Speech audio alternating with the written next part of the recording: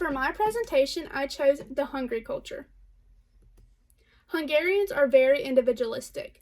This means that they would much rather spend their time with their friends and family. This is different than the United States culture because we tend to post all of our private information on social media, which is different than Hungarian because they're going to keep their circle small and use a platform that's just immediate friends and family. Next, we have the high uncertainty avoidance culture. They like structure and rules. These are set in place so that their days go by smoothly. They believe if no issues happen, no time is wasted, and if no time is wasted, no money is lost. This is a fun fact. This is Erno Rubik. Erno Rubik invented the Rubik's Cube. If you've ever played with the Rubik's Cube, you know you twist and turn the Rubik's Cube in order for all of the colors to line up perfectly.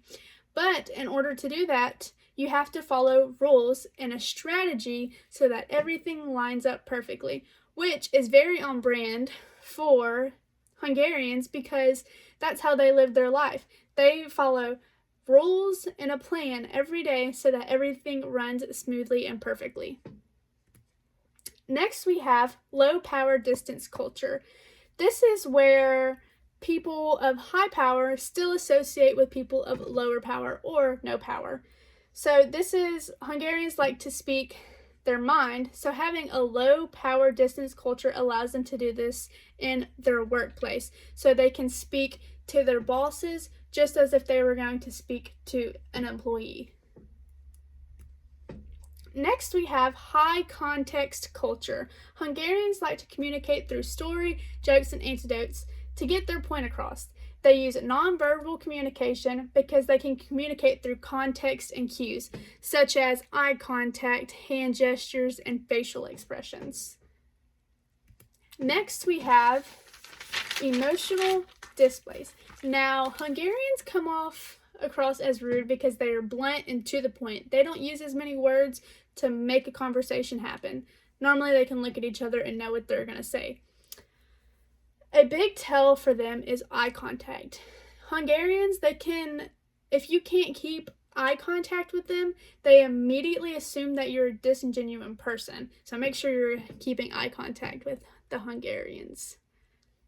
Next, we have hospitality and etiquette. So Kara Stroop's published facts on Cultural Atlas about etiquette and hospitality and how Hungarians pride themselves in hospitality and etiquette, which is probably because of how prideful they are of their cuisines as well. This is one of their main cuisines. It has beef, potatoes, and paprika, which paprika is in pretty much all of their cuisines. So, and they're also prideful in their wine. They, grow it all themselves or make it themselves. Carolyn Bandafalvi, who has actually lived in Budapest for 15 years, she explains all the rules and etiquette that goes into a dinner of a Hungarian. So if you go to a Hungarian dinner and you sit at their table, in order to show gratitude towards the host, you want to put as much food on your plate as possible so that you are telling them, I am so grateful for the hard work that you have put in for this dinner. And there are a lot of other rules that you need to learn before you probably go and sit down with them. Next, we have masculine culture.